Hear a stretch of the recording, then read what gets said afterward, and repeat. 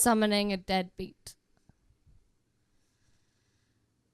Dusk, wake me, this is my time to be alive. Dusk, I rise, a tomcat strutting out, tailhead held high. Dusk, wipe the dust from my aging skull. Let us begin. My name is Jean-Louis Lebris de Kerouac, Cornish, Irish, French, US, born March 12, 1922, died October 21st, 1969. Internal bleeding, alcohol. My favorite chair, my favorite drink, betray me, never to wake again. Until now, I'll gladly give my beat soul to glance above ground. Death cannot hold me like palms holding rain, a fool's errand. Liquid dripping through fingers, I'll survive on pea soup and mugs of spirit. There is not enough liquor on this earth to hold me together. There is not enough liquor on this earth to stop what's coming. There is not enough liquor on this earth to keep the dead from walking. Do you fear the dead? Rotting corpse and dated mind? Do you seek salvation?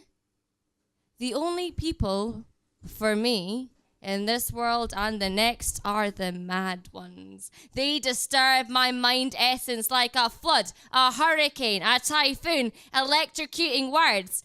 Electrocute me. I am a train man, but I follow rhythms, not wooden tracks. Words, prose, speech, haikus flow through my head like water trickles down a stream. No one can contain my waywardness, my restlessness. I am directionlessness. I am also static. I am motionless, dead. This terrible affliction is contagious, so you'd better keep well back. I am a man of little money and few prospects. Desolation, desolation. Quick, pass me a gin. A shot, for the poet must be nourished. Quick, a drink before this body knows what's coming. I promise that you and I will never give up. I'll die yelling and screaming. Boom. The sun is rising. Boom. Dawn is coming. Boom. Ghosts are leaving. Points to prose. These are my last words. Hear me. Submit to everything. Never get drunk outside your house. Write what you want. I'm not your carer, but accept loss forever.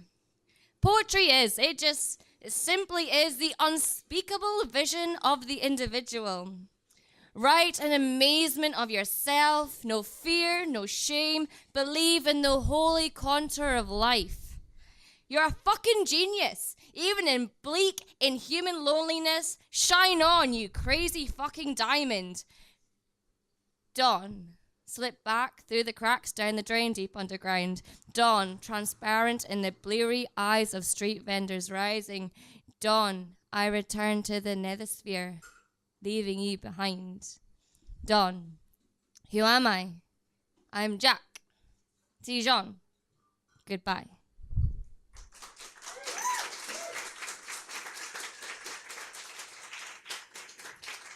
Now, I'm just a dead boy. And this story is called Caldey.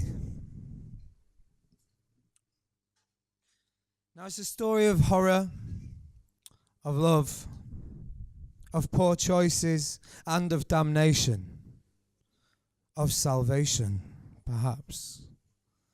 And there are 5 parts to this story. It's going to get ugly.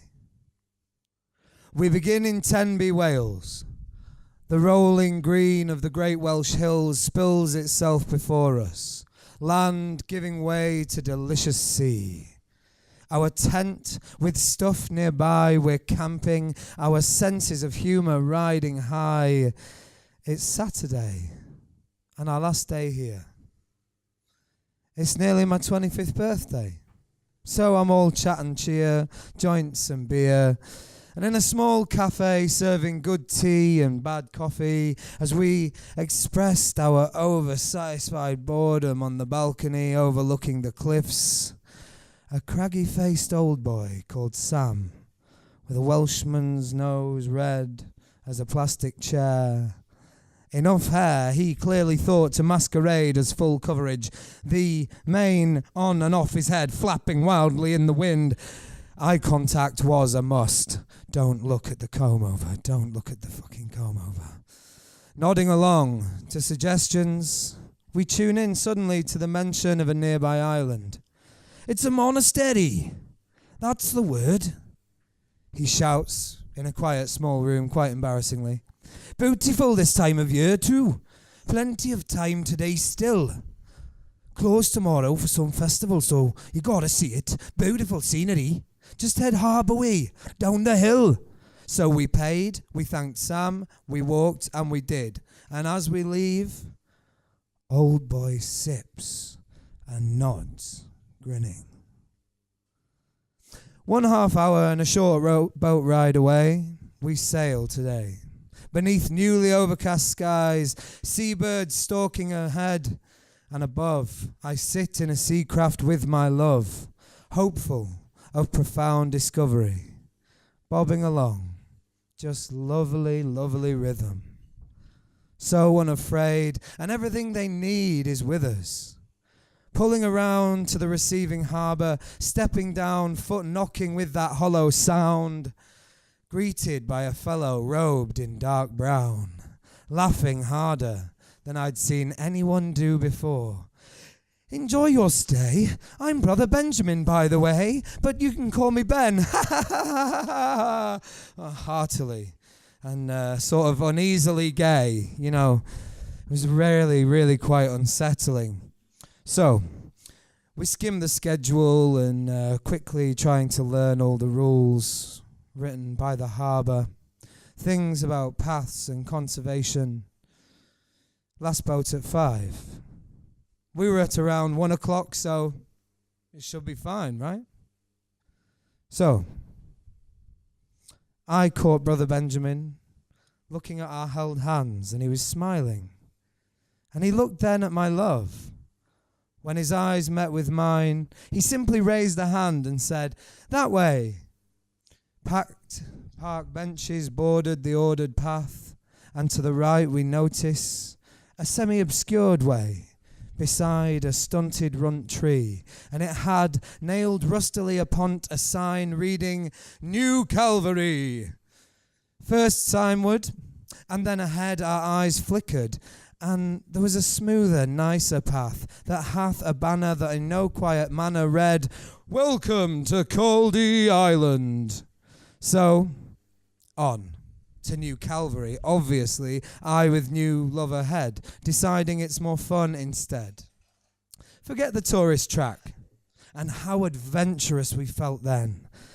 A shame in turn, because we wouldn't come back. Never, not ever would we homeward return. Anyway, past the surly tree and up the Hidywine, bushy, burly, brushy, hedge-lined path onward, with thistle tops rising tall, molting fluff tips like a low resting mist, fences of prickle to steep, steep stuff, our short lives discussed and recounted without repeat, other loved lovers, bizarre things that had gone on before blazed eyes. And still up the rock-pocked mud trail, panting now. That'd be a bit strange. Painting now. But lost in talk and laughter, hoping both for happiness hereafter. Leaves of silk and taffeta brush unyielding skin, and we laugh again at something tickled. Our patience, fat, thick like bone. Paying no mind to thorns of black roses beyond the thistles, swaying us further, dynamic in the wind.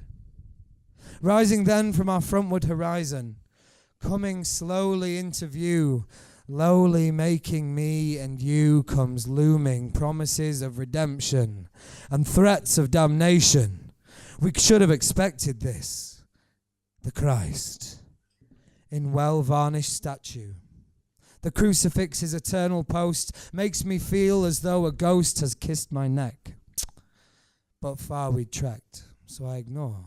And once, just a mound like any other, now linked to the most hallowed ground one could plainly see, this place was the tip of the spear on the island of Caldey. Searching, neither of us can find his company of sinners. In the story, there's a thief and a killer, my lady points out. So getting down low, one on either side, noticing exposed soil, disturbances in the grass. Look, lass, they've been taken off. Holes were there to fill. Cleaning, or they've been stolen. Maybe. Or killed each other. I returned, a silly joke. She ignores me. A stupid story. But she stares on, sighing. He doesn't look happy.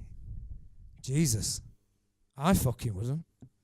So 12 foot tall from tip to base, 6 foot across the horizon, a saviour faces us, face down.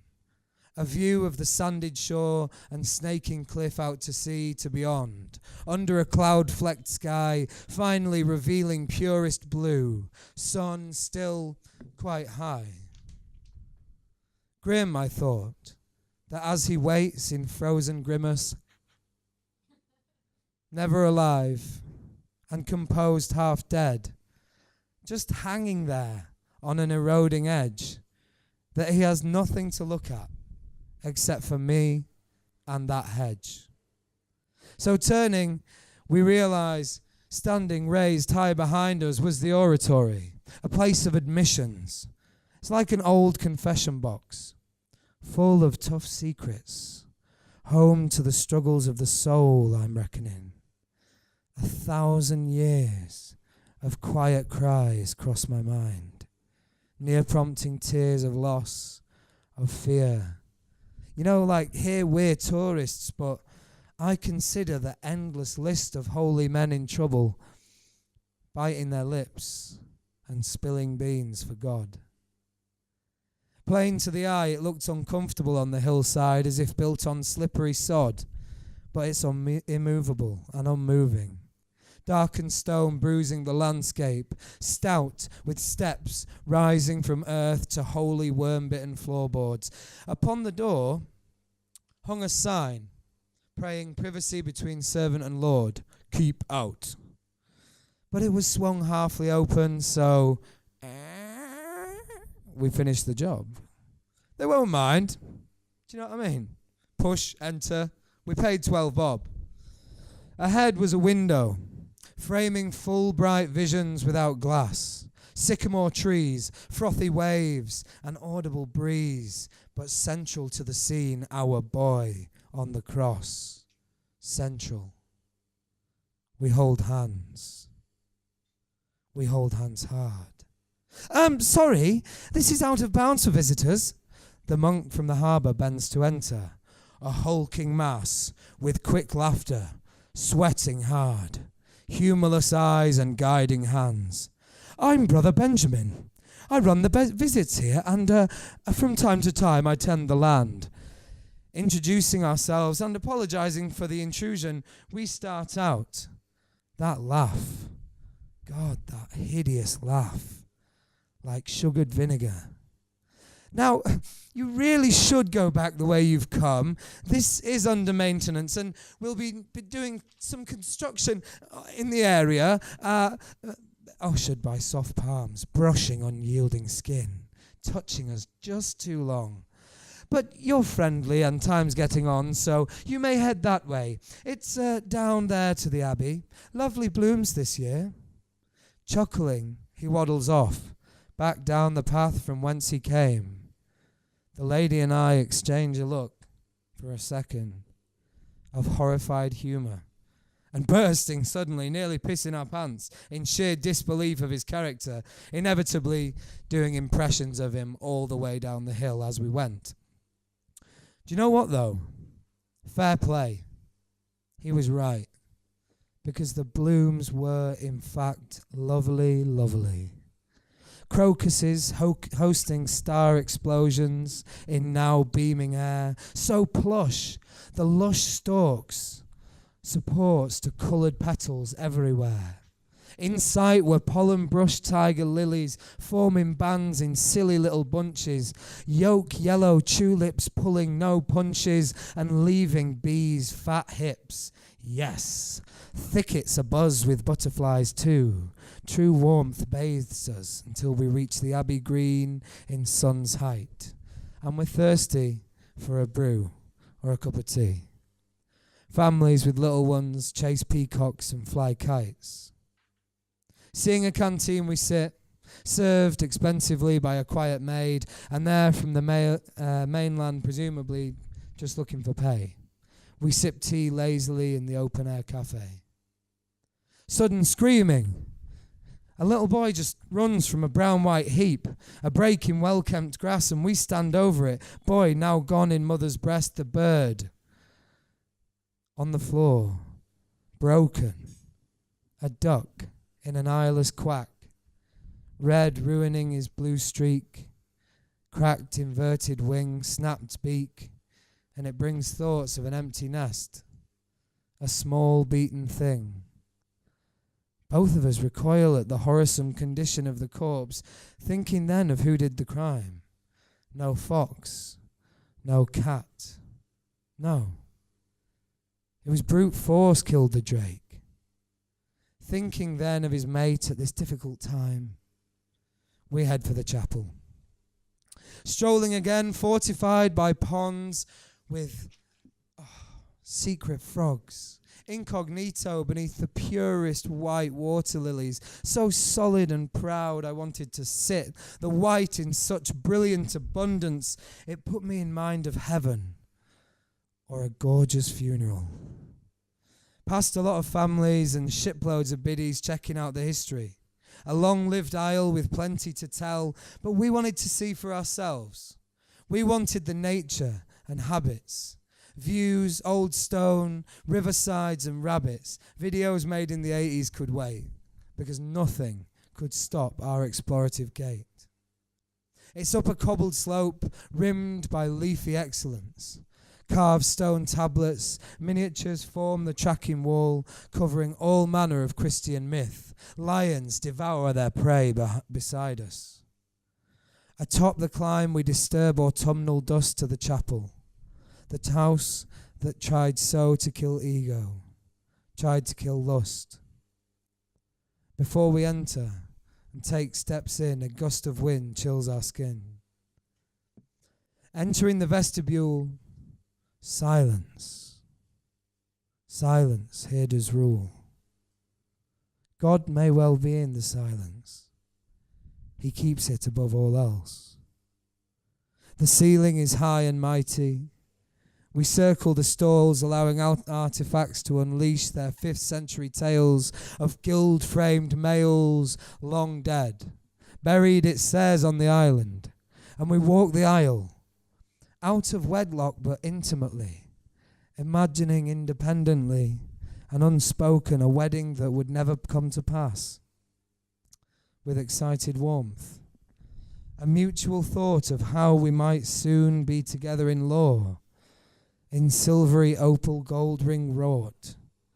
So sure of it, my dears. A shame in turn that all this hope would drown in tears. Now, completing the circle, the vestry store comes around. Slam! Thrown against a 5-foot-tall, small shut door, a wail, a whimper. Brother, please, please. Sobs behind the door. Ah, no, no. Just as the last time. A penance most urgent. You must learn. Such a good boy when first you arrived. Crying, useless you, a babe. Oh, Lukey, Lukey, Luke. Oh my God, fucking hell, oh my fucking God. Man, I was like, oh my God, should we get out of here? Right. So under breath, quiet chuckles. We put distance between us and the little door speaking. Oh God, fuck. Heavy, man. Do you know what I mean? Iron fist. We leave them to it. Alone inside and away. We while exiting as if a normal tone would offend the very bricks of the chapel, that the walls and foundations might themselves whisper of our rudeness. They might tell on us. Quick, just leave. The day outside is shining, still beautiful in its near approach to last. Not yawning yet, but sleepy. Time remains plenty, we reckon. An age of possibility. The path to the cliff rugged, uneven, mudded and heathen. My woman reminds us of the tide. We can't miss the boat, that's all. So mindful. She's an intense, challenging person, brimming with rage as often as in calm shyness, but never meek. I regard her changing her mind as often as the knowledge she seeks informs her. A bastard, a pirate, a rascal really, shown only to me though still she doesn't know it. Sheer molten bright goddess, brilliant and terrible, too kind yet somehow carrying with her a queenly brutality, counterpoint to my unending foolishness, wrapped without flaw in the body of a beauty. She knows me well, and she has me too. And though on this island of the Welsh Peninsula we have known each other for a year or two, it's true, surely known by us, perhaps all, that we would never part company again. Kissing her with extreme passion, just for the sake of it, I assure her of our punctuality. So onwards to the cliffs.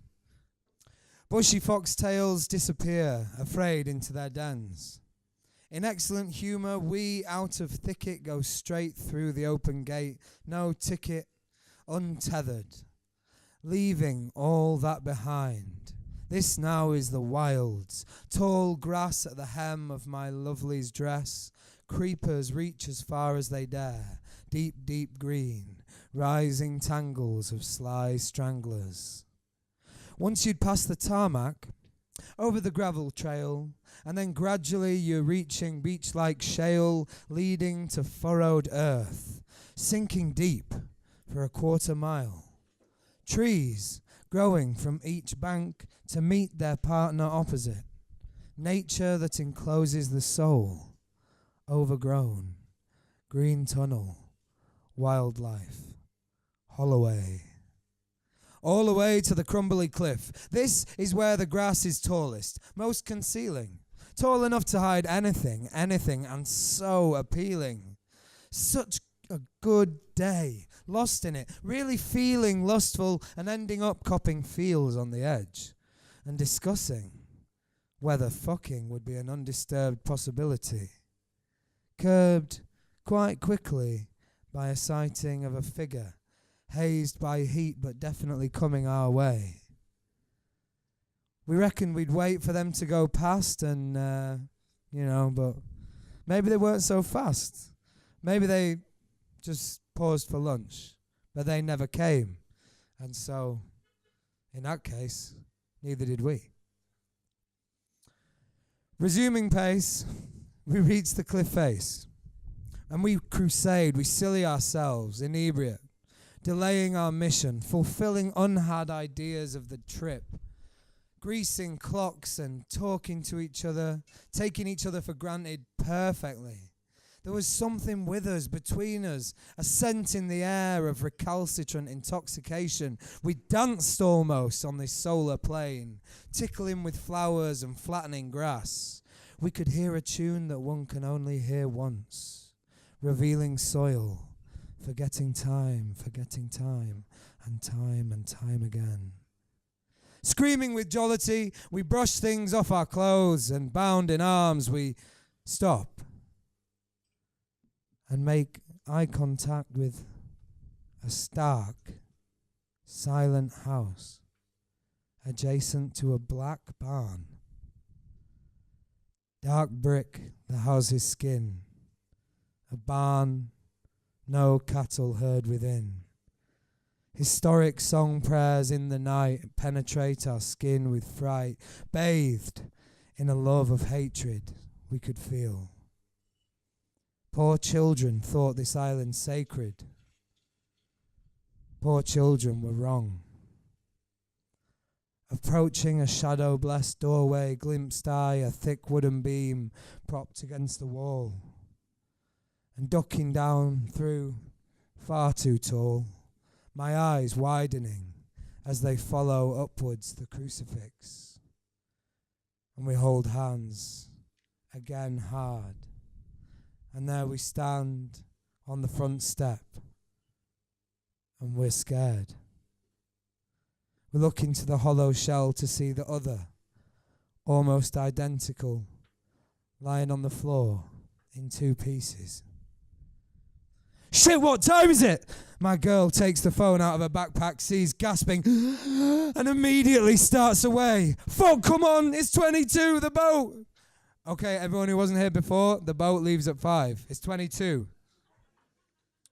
Starting her way to, I reassure her, totally unassured. Worry now, such overcoming worry. Head fog, serious feet pound mud, breaking into a jog. Thud, thud, thud. Spiraling tendrils of her hair chase her as I admire. Legging it now, feet on fire. Hurried horror is our manner. Get on back to the welcome banner. Tall grasses metamorphosized to harsher forms. Bramble, thicker thorn bushes as amble rushes quicker down. Thorns grown for crowns.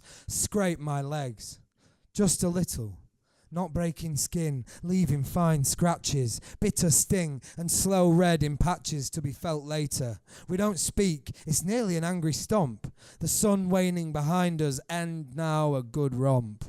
Wild flowers growing from dry stone walls, pausing for the day. Resting now they screech our way as night calls. The blending shade greens of coming night, the blues I see in advancing shadow. What was intricate now devoid of light becomes blanket dark, burning down to charcoal.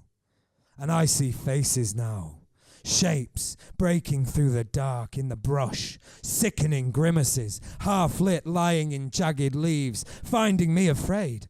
Finding me a faster rush. My imagination lives in the forest and breathes. Their hidden sniggering magnified by extreme fear. Bumps raise on my sweaty arms, neck, spine. I'm a mess. Trick of the eye. Were they there? Keep going. Keep hold of your mind. Tearing down the hill to near the Abbey town. Still a way to go, no time to hide, not a chance of any kind to slow. 10 minutes left until the tide reaches the pinnacle of those far beaches. 10 minutes until the terminal boat ride. Only forward is my thinking. Just go. The foxes aren't scared anymore. The laugh they laugh is long and low. As they snap twigs at the door of their earth. Oh, watching as I twitch, scared, wondering how I dare even be there. How do these bastard and bitch inhabiting our nightlands dare? We are on the run. We're on their time now. Strange pangs of longing try to draw me back to the wilds. I want to slow, an animalistic child, but no. I can see the tower of Caldey Abbey up ahead, lights lending the features of a head, a hat-like spire, orange peepers glower above a row of windows, teeth of mad fire. I bear mine and tread on with my woman to an end of cracked mud. 7 minutes, thud, thud, thud. We'll make it, love. The heroine hears, I think, but no answer. The gravel shifts, becoming unneat beneath incessant dancers' feet. The church is near. I can smell the holy perfumes of frankincense, recalling childhood ceremonies not really held dear. I didn't have much of a thing for church. Thighs cry for a stop that I deny. Days now. And I feel fucked. We are at the gate. and it's tethered. Ah! We are fucked! Lady clutches her face with both palms, and I wrestle with the crude knot. Undone, we move chapelwards. Clouds drift into our atmosphere, bringing fear back home. Ravens guffaw at our plight, while wood pigeons smirk and exchange glances with one another before all taking off, the smug bastards. The faces in the bracken to our rear just lick lips, monsters unseen, with blackened teeth, oh, so keen. The last of the sun drains from the steamed glass sky, gaps in cover, occasionally reaching a plump ivory moon, spelling mischief. Run! Run! Run! Chapel receives my slamming fist, gasping, grasping handle and twisting and knocking with a rattle on the door. Banked on sanctum is not what we hope for. The lights are on, but no one's there. Sunken hearts embrace despair. Give up. Hoping to phone ahead, maybe to the boat, please don't leave. But it's back to foot and arm and leg. Leg it now, young lovers true, down tablet slope on pounding shoe. Blood floods racing hearts, begging to explode from every pore. Veins try in vain to tear apart. Will we catch the final vessel? Faster, faster, run, run, run. Try to do what can't be done. We take the trodden tourist track, the easy way for us. And in my ear, a frightened rabbit heart does hammer. Unfriendly greeting, the friendly banner. Not the day for us. Slow our feet. Take now our panting, awful breath. For in the centre of the pier, there, hope's death. Grinning. Ever so nicely, tutting and shaking his head, lit only by his torch glow, the foreground to an image of a lovely, lovely bobbing boat, away, negotiating waves lazily, just as a large cork might, a silhouette cast in the morphing reflection of the sea, and a small red flashing light. Brother Benjamin. He looks around at the cold air and mock shivers. Hello, children. Oh dear, it's going to be biting tonight. The accommodation was cold. It was an old-looking stone house, and I thought to myself it had a strange vapour. It hung in the air, like beyond wrong, wholesome, just without goodness. Alone at last at around 9:30ish, we spoke of the shock of what the fuck was going on, wishing we could have a smoke, recounting and laughing about the rush to catch the boat. Sleep came so easily to us both. It was the waking that was hard. Now, my partner, a woman whom thunder's clap could not wake, bolt upright, suddenly feeling mental pain as if she'd been struck, slapped in the face. No noise had roused her. She knew that. It was nightmares of dismembered memory. She looks over and I'm snoring, flat out. She needed a wee, desperately. So, climbing out, pulling on my boxers and t-shirt, an unnamed cloth man had told her, "Lose her down the hall, sleep tight." That's toilets, lose toilets. Just for everyone else who's not English. So now, out of room, silently, pitch dark, dressed sinfully bare and feeling stark, she felt her way down the sandstone walls, all too aware of the feeling between the chest and stomach, a hollow fear. And there were voices, noises, voices, quiet, muffled, really hard to hear, and the hand following the wall, the drag, abrasion for soft skin. And footsteps too, not her own, near silent. Half panics, but she reckons, damn it, she wouldn't turn back. In her head, most probably all of this, and oh my God, she really, really needed to piss. So drawing closer, blackness encloses my coffin nail hard woman, seeing nothing, moving forward still, and then hand feels wood. Thick, varnished door, opening a slit by her push, then full like it should. Reaching round, feeling in the pitch dark along tiles, finding soon a switch. Okay. Flipped and revealed is the toilet. Oh, thank Christ. Slid, locked the door, boxers down, and she piced. Ha ha ha ha. Sighing in relief, she hears footsteps. Over the tinkling. Her lad, perhaps. Me. The step swiftly stomps closer, stopping in a sudden and sinister fashion. Outside the door, someone awaits. But no knock. No knock. I would have whispered hello, but it was someone else. Breath tight, she eyes the flimsy lock and wonders whether it could take a hit. You'll die here. You'll be a good angel, I think. A man, darkly, and then silence. Frozen in fear, she looks around for anything, and wielding the plunger, she says, wavering, "Who are you? Hun? Is that you? Hello?" You've not a chance. I'm bad too. I just like to watch them run. See you later. Even now, as a dead man, I think of the strength it took that woman to summon the courage enough to slide back across the lock.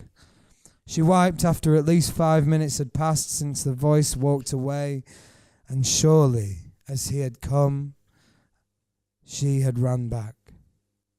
I'm woken up by fast speech, and she's explaining. She returns close to me with speed. We need to go. Now, she's explaining. And I wipe my brow, de-sleep in my eye, and I hear in her voice the tearless cry.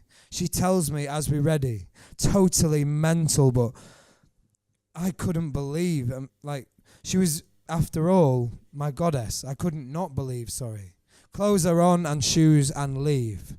The phones charged by the room ports become our makeshift torches. Now, signal would be a dream, you're thinking. I hear you. A dream come true, but none comes through after you're off the mainland. Creeping from the room, backpack full, like our heads with messy, speed-driven nonsense. This abbey we now knew was our first confrontation with a known evil. Couple of naive kids in the wrong garden. And remembering the way back, I think, in the dark I'm leading, the sneaking. Past doors linked only by sound. Doors, more and more doors race past, mutters behind them. Corridor comes to meet us at flight's end, but ahead an open doorway, full open. Ah! Adrenaline brings my heart to my ears, and the lady takes the lead, finger to lips. She ushers me forward and we talk with our eyes. She'll look for us, for me. Not much sound comes from the room after that. Praying its vacancy, she looks round and zooms back, turns, face white to me. Oh fuck, I think, oh shite, I'm going to have to do something probably, and I'm softer than shite. Oh Jesus, no. So we switch. And I peek round the door and I see to my disgust, might I add, in the house that tried to kill ego, tried so to kill lust, a young boy side on, naked, cut, maybe dead, chained to a table. And I made a note of as much as you can in 3 seconds you're able. Luke was written with scripture on his welted skin. Luke, Luke, Luke. And as I peep round, the monk gives another lash of the whip. I shoot home to my place at the frame and I knew our possible fate. Get the fuck out now. Our lives are at stake. I find courage I never had and storm the room as the holy man yet readies his hand. A room made for apology. It's filled with bitter utensils. And I grab at a rack, picking a club. He turns, making a face rather like this. As I connect, the first knocks him to the floor. The second hurts him badly. And I find tribal rage. It's animal survival and I'm out of the cage. I use the handle and then I beat him severely. But before he's dead, my woman's word of red mist clears me. Stop it, no, let go now. The fucker groans toothless. Leaving the boy. Sorry, Luke. So sorry. Our heroine grabs a knife from the table, popping it into the side pocket of the backpack and zipping it up. What? Just in case, she whispers. And we climb out of the beautiful window. Escape and freedom. Life our quarry. Holy shit. We stop on the lawn. Oh, what to do? Okay. They'll be looking at the dock. He'll wake. They'll find him. So says she. What we've just witnessed represented a quiver in her words. And I, being hers, totally agree, so we sneak round past the Abbey cliffwards. Maybe there's a way down. Maybe we can swim. Or there's like a boat we can borrow. Silence was our rule. Our cold bodies of stone sorrow moving. As we pass the chapel, lights still putting flame to night air from its small windows. Deep song, deep, slow song we heard, hymns reserved for night terrors, and then the sound that curdled burdened brains, shouting in the distance, and a tolling of the bell. Can you ring the bell, Paul? Not the kind of bell I was looking for, but still, a tolling of the bell. That waking knell, a call for us to run. And so began the chase. A call for all those beasts, dressed for heaven, but made for hell. And glancing back, pausing, we saw that sleeping monster rise. Caldey Tower, the lights reanimating the Abbey's eyes. They were coming for us. For what, though? For what? Hymns from the chapel, suddenly, too, stopped. And we made a move towards the canopy of trees close to our standing to see the brothers spill from their sublime chapel of worship. We watched as they marched inquisitively to the green, slowly before seeing our bloodied, beaten man, the victim, carried out and laid down before them. The holy army now congregating on the lawn to pray for him. And I fucking hoped he was dead. They pointed at the open window, words were muttered, and then they split in different directions. It was then we fled. I cared not now for the faces I saw before.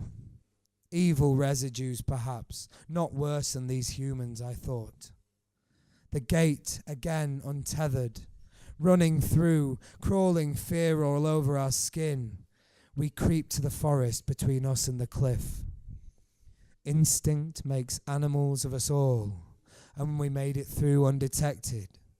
It's unclear how, some creep, some crawl. Their desire for suffering, these destroyers of love, these men, I couldn't get it off my mind. It matched my own desire for their pain because of it. My hope to survive weighed against hurting them the same, less and less.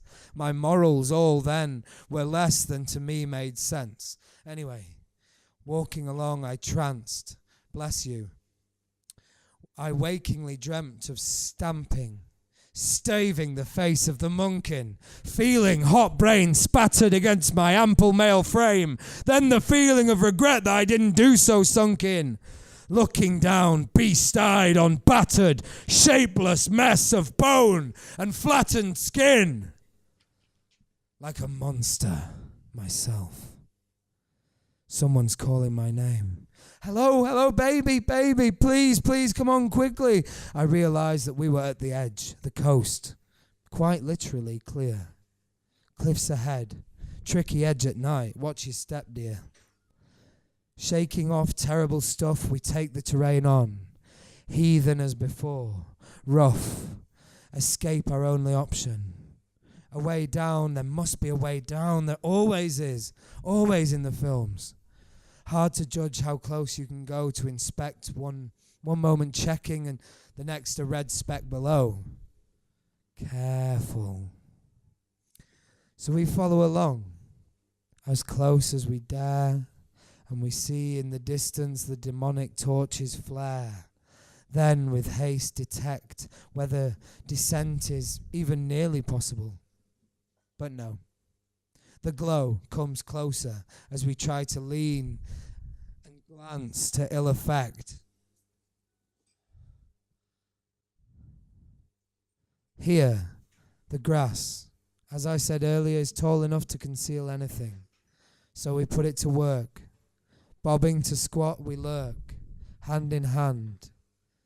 And I kiss her softly, and I say, I love you, my queen. You too. As we can make out, two parties of two approach, meeting near where we hide. Through speech, we hear that they decide one lot should stay to guard the cliffs. And after much argument, a few short tiffs over who should stay and who should have to walk on, it's decided to be the two older brothers pulling rank. Two leave and they talk on. I unzip and I take the knife from the side pocket of our rucksack. It's on. Shit. It's on. Offing there right earlier. We've made our own heaven here, Brother Jack. I really do. Yeah, good sermon. At sunrise we'll all show him our love. We will. Don't you worry. I know how you worry. This is all a test. Exploding from the grass in leaping strides. For each step closer my anger rides with me. They turn slowly, surprised that my fourth 1.5 meter step is punctuated with a simple push, sending one shithead off the cliff. Plummeting. Shush now. As he still falls and howls murder, my body full with desire to end the other motherfucking brother. I turn, but he's upon me, raging bull, and he charges, tackling me. Clap! I give a nanoseconds thought to the death of the arsehole number one I just heard, and the knife is in play. I lunge, pathetically, because I've never held a knife before. He is a big lad, and he crushes my hand and thrusts the knife away. We exchange grabs and he punches me in the face. Done. As I said, I'm soft as shite, and then again. No time to brace. Shit, he's too fast and I can't bring it back. I flail, I kick, but the onslaught is too much, my friend. And to be honest, I thought through the pain, thank fuck this is the end. This is the end. And he screamed in my smashed face, I am the one from the door, the one who talked to your girl, gave you a chance but they never get away. Weakness offends God, you offend me. It's a shame I can't. Bam! A running rock hard kick from his side sends him to the very edge. My lady's foot knocks him, swinging back having done its work. Fuck, she's sexy, I think, as I reach out to a large stone. Swinging first, it hits home. His head thumps wet. Swinging second, in the same forehead spot exposes bone. And then I stand, taking the knife from where it was tossed.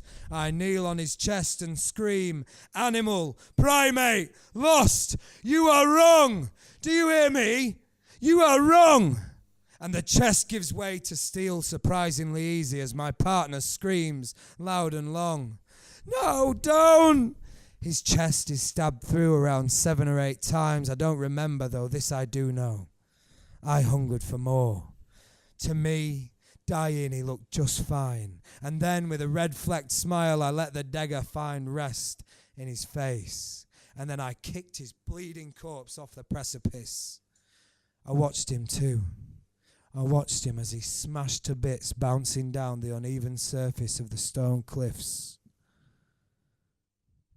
I watched for a minute or so, and then the world returned.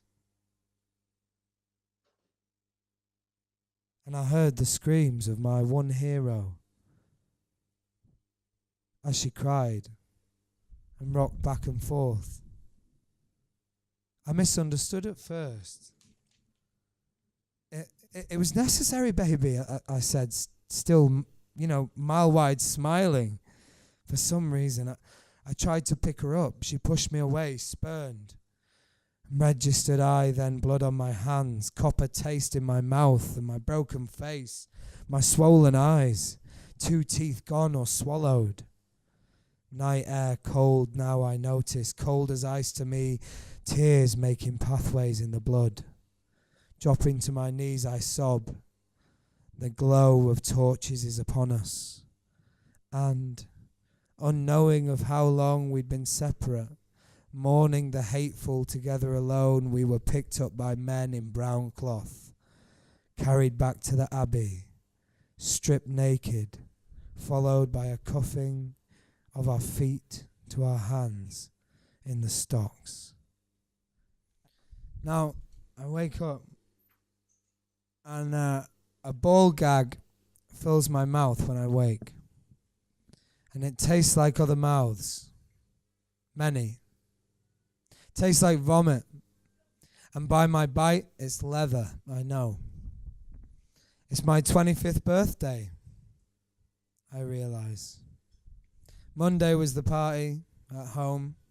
I can see my mum flipping through recipe books and wrapping presents. My dad just pottering, making sure things were nice enough and hearth heavy and hearty to keep mama happy. I killed 2 men, my next thought. I taught them lessons, now I remember. My partner was beside me, and truthfully that's all I'd wanted to begin with. Camping, just me and her, no one, nothing else. Because it wasn't necessary. I suppose then I am a rich man still in these stocks. A captured wreck, injured, scratched skin, face just completely fucked up. I was pretty yesterday, I thought. My lady, wounded and silent, she's fantastic. Strong in the face of such humiliation. Still, she looks like nude perfection, though it pains me to think so. Perfection is evil's plaything. Take something good, great, incredible, maybe perfect. These evil, lonely sons of God will hate it. Only he can be. But she, oh, let them let her go. Just let them let me die. I'm to try and tell her to say sorry, to attempt speech. The door to our cell instead opens. A thin man enters in his white robes. The look of him, ancient. The belt he wears stood out strangely, a worn thing, hanging on barely, nearly broken as us. And he spoke thus as I wept. He unfolded paper and 1 step usward crept. As sinners, and those led astray by the trappings of the modern world, you have been deemed weak by destiny and chosen. You've been deemed worthy of slaughter. By our Lord's will you've come as sheep of your own will, ushered by the black dog.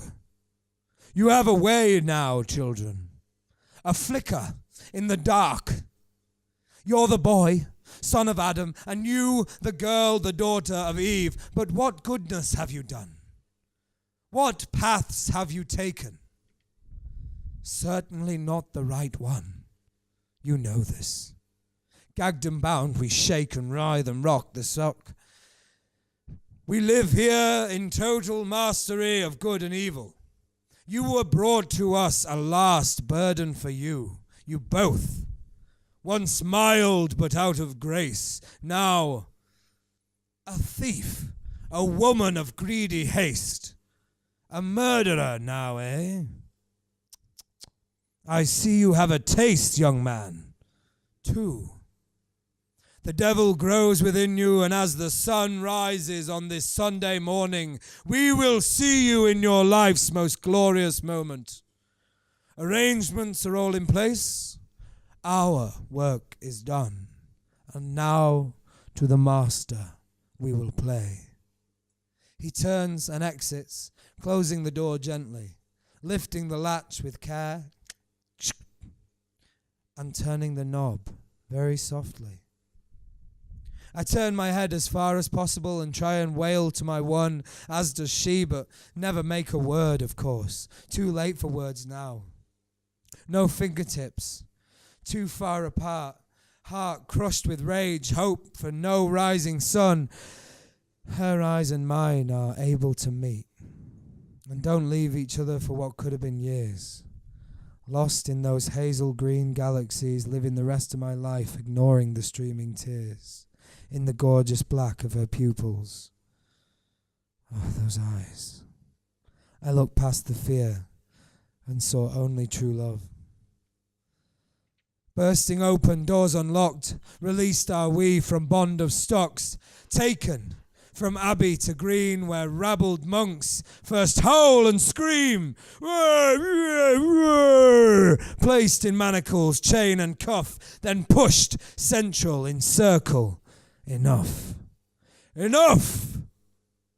Silenced by Big Brother Ben, while dressed man beside him speaks again, while with holy water cup he flicks at us rudely, plup by plup. Blessed are the children, and blessed are the childless women, the wombs that never bore, and the breasts that never nursed. The murderer and thieving unwed whore, pointing his long cursed finger at my goddess. They will say to the mountains, fall on us, and to the hills, cover us. For if people do these things of our age when it is green, what will happen when it is dry? A roar of agreement from the baying crowd. Everyone go, yeah! Be the baying crowd in the story. We cannot forgive them, for they have known what they've done, brothers. Is this not God's will? Another clamorous yell of unified agreement. Yeah. To New Calvary, there we will have a reckoning, the loudest yet. Yeah. It sends the men wild, snarling faces wrapped in brown cloth, jump and dance as if we were an early fire. And they Neanderthal. Then two leaders do just that and head the procession, brought forth with the crosses, dimensions ridiculous, almost impossible, placed upon our backs, and whip cracks sent us from stark roars crossing our face as we dragged, chests heaving. My lady, stone-faced, breathing hard but keeping pace. I lag behind, weak. Receiving 2 lashes, I go faster. So tired, I have no mind left. And it's still dark on Caldey, though birds are waking and begin to sing. Foxes end their shifts and return to earth with the grumpy badgers, shuffling It's home time for everybody but us. And as the hill steepens, the crowd, unburdened by weight or guilt, shouts for more, running slightly ahead and then waiting for us to catch up the chase. One monk ahead throws out a whipping that catches my cheek. The blood seems to excite them, and more lashes are administered. My lover's left breast caught, my back is opened, her thigh wounded, but we keep on. The adrenaline, the drive, the fight. The glowing sky is killing night. Impatient the brothers shout us on. No turning back, dreams lost and gone. Each step too much. The chest on fire. And I drop my cross to fall on my back, looking higher than ever before. Looking up and searching. But alas, no smiling king.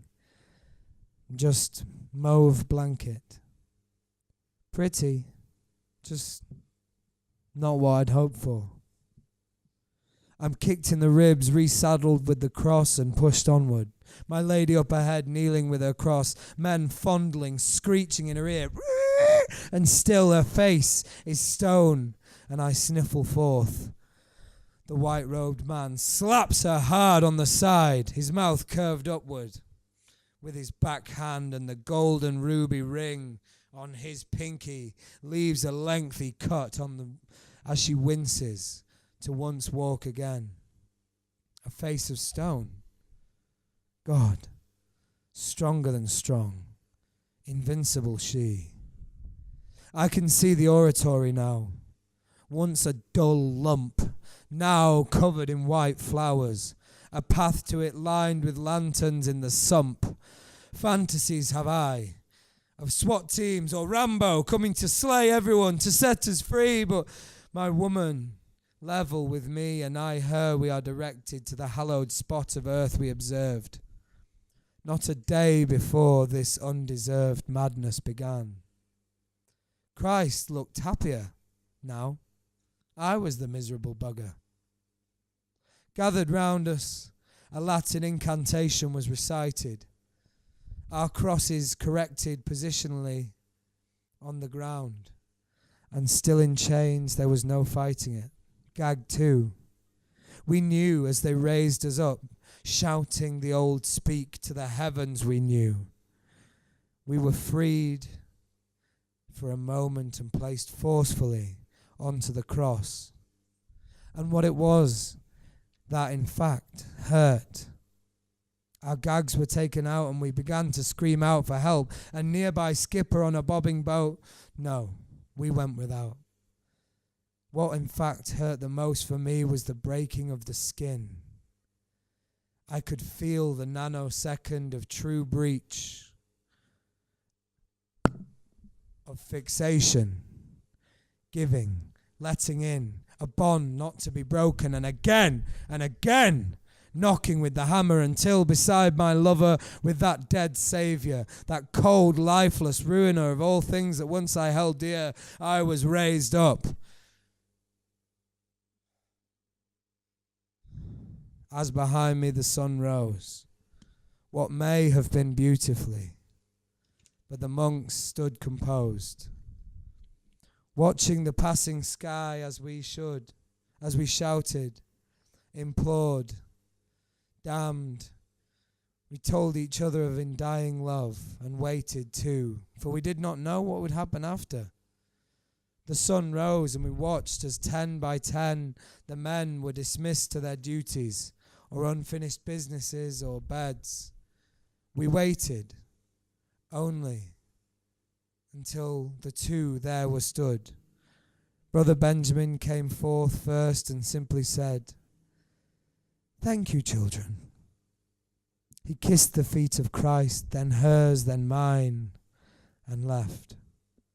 And once he was out of sight, the white-robed, skinny man slowly made his way towards us with his hand behind his back, walking like any pious man would. He too kissed the feet of his Lord, slowly, eyes closed, savoring the moment. This belt has been worn by the father of this island for centuries. His duties have remained the same: serve God and protect this island, and that I have now. Opportunity for true sacrifice is a rare thing, so I too must thank you. I thought you'd escaped. There's a cliff path to a dinghy, you know. Pity. He reached into the robes and took out the blade. Hot morning sun cast an image in shade. A precise move he made, one to each leg, and in minutes our lovers were finally dead. His robes now red, he chanted dark song down the hill, descending back to his house of ill. He ruled the land for many years hence, and never did he pay his due. A new day rose on Caldey Island, and no trace was ever found of those lovers too.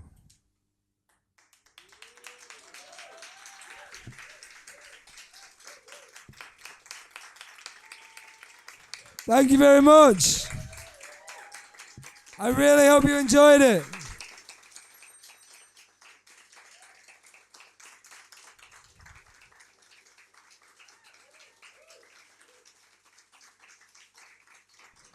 It's been a short walk, as I say to myself as I stare at the clock, but feel faint as I walk block by block, while my problem stalks and my soul locks. But can I make it? This bad feeling, can I shake it? Her life, will he take it? I must move faster, I'm on my way. My faith will forever stay. There's no time to pray on this day. I made it to the gates of hell to save my love's life. I stare at the devil, clenching my knife. Why did you take her? This is not right. Mortal man, the devil yells. It's not my fault. Fuck me. It's not my fault her goodness fell. It's just bad luck from what I can tell. Then let her go, I scream. And then my knife turned into a sword, and I lunged forward. And there, me and the devil battled and danced at the gate of hell, at the gates of hell, sharing blow for blow. And it seemed like the devil enjoyed the show. He kept lunging forward, but nothing could stick. 'Cause I was way too fucking quick. 'Cause I had the love of my life in my heart, and there's nothing that it would stop me from hurting her. Nothing would stop me from saving her life. We kept on dancing at the gates of hell, blow for blow, every once in a while jumping back and forward, sharing slices, sharing blood. And then I finally struck the devil and watched the blood stream. And then he smiled and he beamed. Well, why don't you become part of my team? And then my heart sunk deeper. And that's the day I became the Reaper.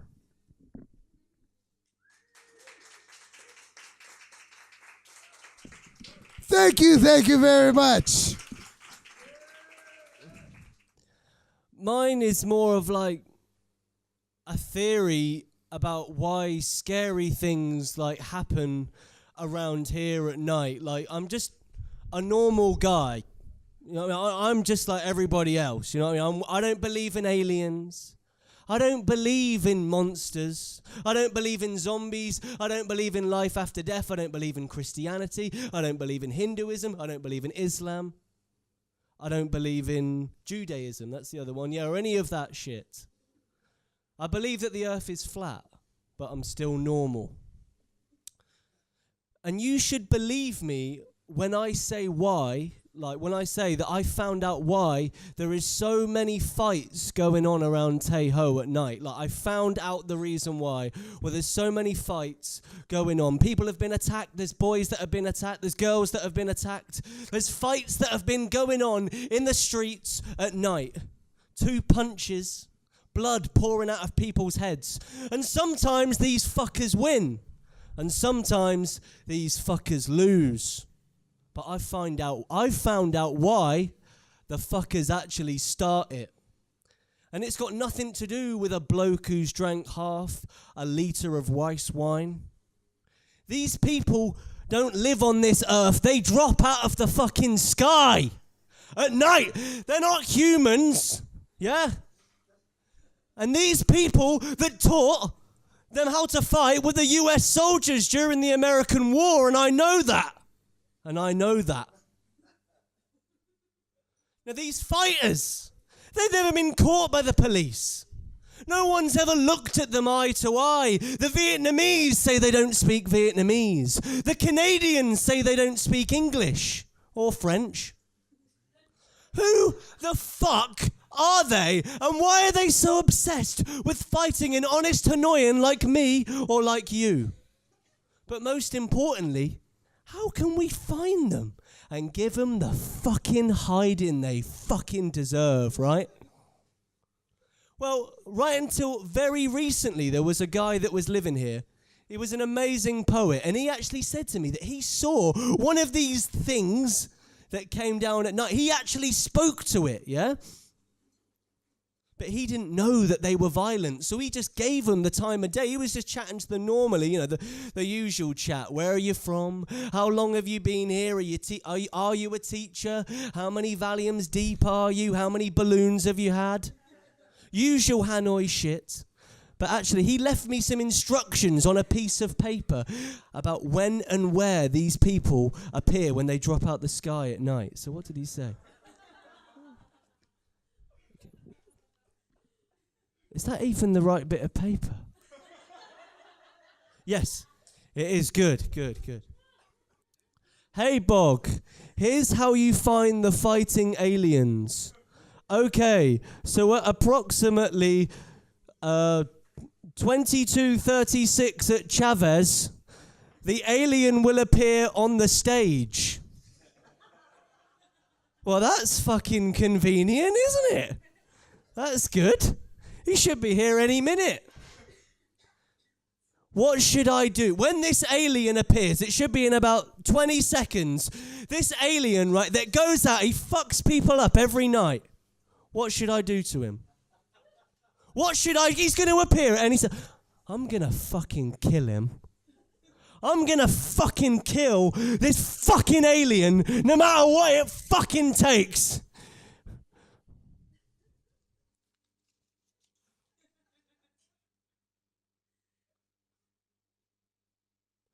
The chances of an alien starting a fight were 1,000,000 to 1, they said. The chances of an alien starting to fight were 1,000,000 to 1, they said. Was there a chance of me winning the fight? No, he's not in my sights. Was there a chance of me winning the fight?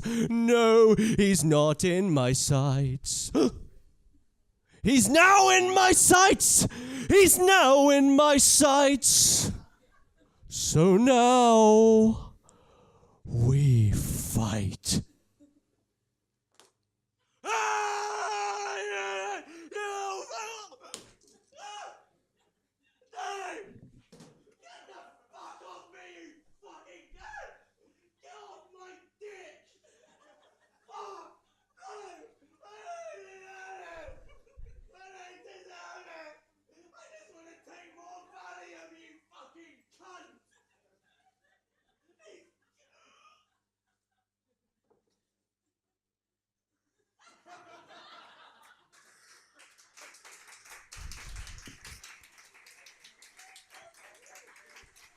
Yes, that's right. I killed him. I can't speak English. I don't know what the fuck he was talking about. Why? Why do you do this? You are destroying my planet and you don't even know it. Every time you sip alcohol, you destroy my life.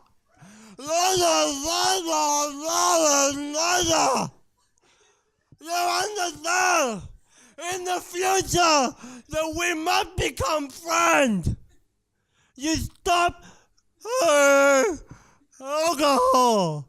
No alcohol. Oh. Oh. Thank you.